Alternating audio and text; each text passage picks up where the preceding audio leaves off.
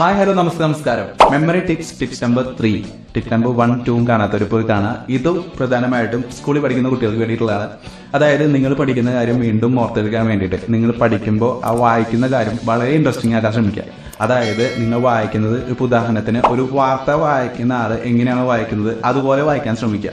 അപ്പോൾ ഒരാൾ അപ്പുറത്തുനിന്ന് റിപ്പോർട്ട് ചെയ്യുന്നു, അതിന് മറുപടി നൽകുന്നു, അതെങ്ങനെയായിരിക്കും നിങ്ങൾ പറയുക, അതിനനുസരിച്ച് നിങ്ങൾ പറഞ്ഞു പഠിക്കുക. രണ്ടാമത്തെ കാര്യം, ഒരുപക്ഷെ ഫുട്ബോളിന്റെ അല്ലെങ്കിൽ ക്രിക്കറ്റിനോട് ഭയങ്കരമായിട്ട് ആരാധന കുട്ടികളാണെങ്കിൽ നിങ്ങൾ അതിലെ കമന്റേറ്റർമാർ എങ്ങനെയാണോ ആ കാര്യം അവതരിപ്പിക്കുന്നത് അതുപോലെ പറയാൻ ശ്രമിക്കുക. ഈ 2 ഓപ്ഷൻ അല്ല, ഇതിനും കൂടുതൽ ഓപ്ഷൻസ് ഉണ്ട്. അത് നിങ്ങൾക്ക് ഉപയോഗിക്കാവുന്നതാണ്. അങ്ങനെ നിങ്ങൾ പഠിച്ച കാര്യങ്ങൾ അല്ലെങ്കിൽ ഓർമ്മയിൽ വെക്കാൻ ആഗ്രഹിക്കുന്ന കാര്യങ്ങൾ നല്ല രീതിയിൽ നിങ്ങളുടെ മെമ്മറി സൂക്ഷിക്കാൻ നിങ്ങൾക്ക് സാധിക്കും.